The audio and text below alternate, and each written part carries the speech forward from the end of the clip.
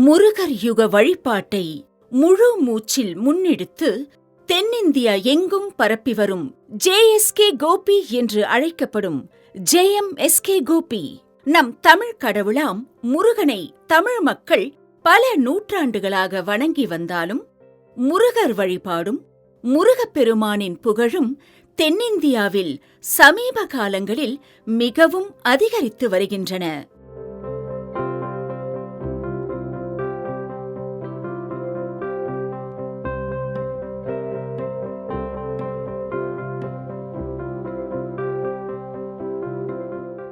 தற்போது சமூக வலைதளங்களான YouTube, Instagram, Twitter, Facebook உள்ளிட்டவற்றில் எங்கு பார்த்தாலும் முருகப்பெருமான் குறித்த காணொளிகள், பாடல்கள், வாசகங்கள் இடம்பெற்று வருகின்றன. இதை நாம் அனைவருமே கண்கூடாக பார்க்கிறோம். இதற்கு ஜே.எம்.எஸ்.கே. கோபியும் ஒரு காரணம் என சொல்லலாம்.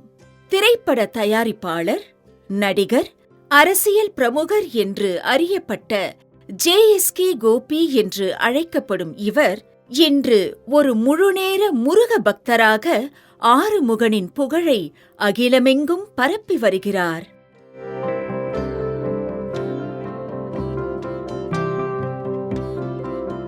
முருகர் யுகம் ஆரம்பம் என்று 2023ஆம் வருடம் ஒரு தனியார் சேனலுக்கு அளித்த பேட்டியில் முருகர் உத்தரவோடு இவர் கூறியது முதல் கந்தப் பெருமான் வழிபாடு உலகமெங்கும் முன்னெப்போதும் இல்லாத அளவுக்கு அதிகரித்துள்ளது. இது குறித்து இவரிடம் கேட்டபோது இவர் சொன்னது, இவை அனைத்திற்கும் முருகப்பெருமான் மட்டும்தான் காரணம். முருகர் உத்தரவுப்படிதான் அனைத்தையும் சொல்கிறேன். நான் வெறும் ஒரு சிறு கருவிதான் என்கிறார் ஜே.எஸ்.கே. கோபி.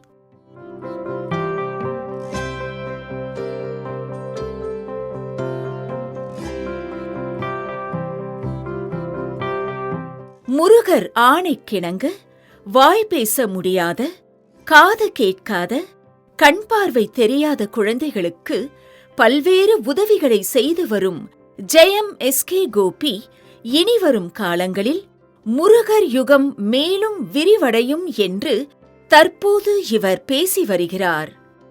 கந்தனின் பல்வேறு ஆலயங்களுக்கும் தொடர்ந்து சென்று வரும் இவர் கேரளாவில் உள்ள பெருனா சுப்பிரமணிய சுவாமி கோவில் பற்றியும், கர்நாடகா பெல்லாரியில் ராமர் வழிபட்ட முருகர் கோவில் குறித்தும் பேசியதைத் தொடர்ந்து தமிழக முருக பக்தர்களின் எண்ணிக்கை அங்கு அதிகரித்துள்ளது.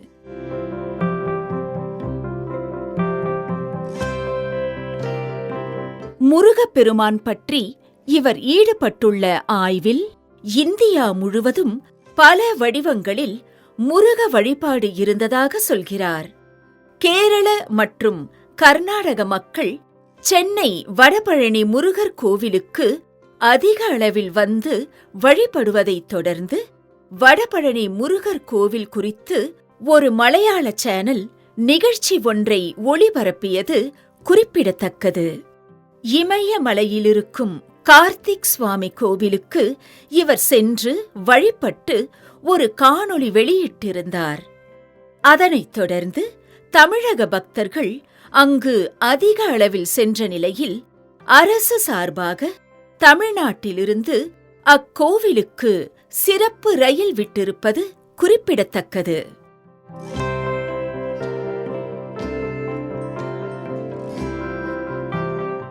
ஜே.எம்.எஸ்.கே. கோபி கூறிய முருகப்பெருமானின் அற்புத மந்திரமான ஆறுமுகம் அருளிடும் அனுதினமும் ஏறுமுகம் இன்று ட்ரெண்டாகி ஸ்டிக்கர் வடிவில்